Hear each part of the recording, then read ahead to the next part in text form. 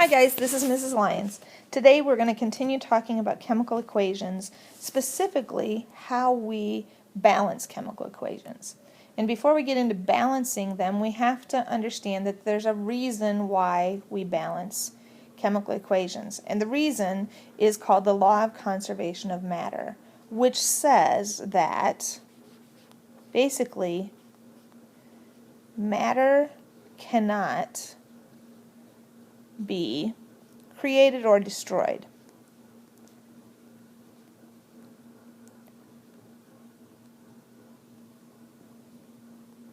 And what that means for us in terms of our chemical reaction, we know that we have reactants. They react to form products. What the law of conservation of matter means is that the number of atoms in the reactants must be equal to the number of atoms in the products. Which makes sense because we said matter cannot be created or destroyed. So if we put in a certain number of atoms, that same number of atoms has to come out on the other side. Alright, that's why we balance equations. Let's look at what it means to balance an equation. Okay, this slide shows how to balance by inspection. And a couple of things, I guess. First, we need to define this little number down here behind an element we call a subscript. And that subscript refers only to the element immediately behind it, or if we have a polyatomic ion, the elements that are in parentheses. These lines in front of each compound or element, we can put a number in, and when we put that number in, we call it a coefficient. And our goal is going to be to put coefficients in each of these blanks until we have the correct number of atoms on each side of the equation. So what we're going to do initially is we're going to count up the number of reactants and the number of products, the number of atoms of reactants and the number of atoms of products on each side of the equation. So carbon, if we look, we have carbon right here. In our reactants, we have one carbon atom. Over here in our products, we have a carbon. We again have one carbon atom. We're going to look at hydrogen. In our reactant side, that's on the left side of the arrow, we have 4 hydrogen. On our product side, we only have 2 hydrogen. Oxygen, in our reactants, we have 2 oxygen. In our products, we have 2 in the CO2, and then we have 1 in the water. So we have a total of 3 oxygens. Okay, now we're going to learn in a little bit after finals, we will learn that these are a special type of reaction called combustion. And in a combustion reaction, we always start out with a carbon compound. We always end up with water and carbon dioxide. There's something really important. There's a way that we can balance these that helps us get them done quickly and consistently right. And that method, I call it the CHO method, C-H-O, and you'll notice this is lined up C-H-O. These are the order that I balance in. So if I look, my goal is to get the same number of atoms of each element on both sides.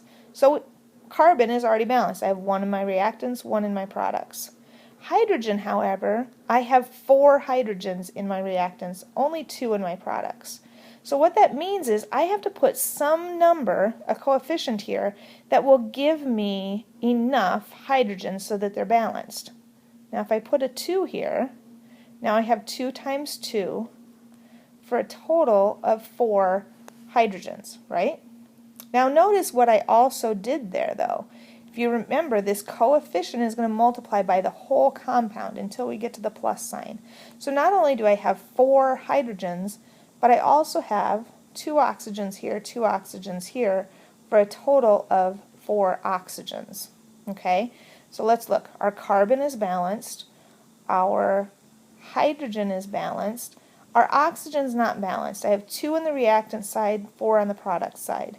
So I need to put a coefficient in front of the oxygen. If I put a 2 here, 2 times 2, now I have 4 oxygen. So my oxygen is now balanced. So I have the exact same number of atoms on each side of the equation. Now, if there's not a number in front, we're just going to assume it's a 1 and we're going to write the 1 so that we have a coefficient in front of each compound or element. Let's try another example. All right, this example,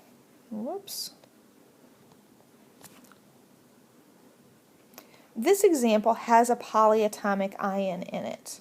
Okay, and again, we're going to make a table of the elements. However, if we have a polyatomic ion on both sides of the reaction, we don't have to separate out the PO4. See, we have a PO4 here, we have a PO4 there. We can just write it in our table as PO4, and then we can count how many phosphates we have. The other thing to keep in mind is that when we see water, sometimes an OH is hidden in the OH, in the water. So if you look here, this is actually, it's H2O, but we're going to separate it out as HOH because here we have OH and on this side we have OH. All right, so let's count up what we have on each side. Hydrogen. In our reactants, remember we're not going to count the hydroxides, we're just going to count hydrogens, so we have 3 hydrogens in our reactants. In our products, we're only going to count the single hydrogens. In the products, we have 1 hydrogen. PO4s, so we want to know how many PO4s do we have. On the reactant side, we have 1. On the product side, the subscript 2 tells us we have 2. Calcium, Ca, we have 1 on the reactant side. On the product side, we have 3. And then finally, hydroxide. On the reactant side, little subscript 2 outside the parentheses tells us we have 2. Over here, the OH in the water, we have 1. So it looks like there's a whole lot of balancing to go on here. Not much is equal yet.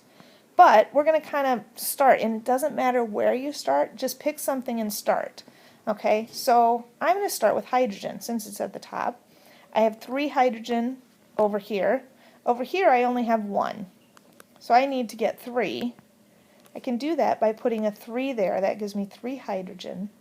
Remember, we have to consider what else it affects. It also affects those hydroxides. So I'm going to go down here and I'm going to change the 1. I no longer have 1 hydroxide, I have 3 hydroxides. All right. What about PO4s? PO4s, I have 1 over here.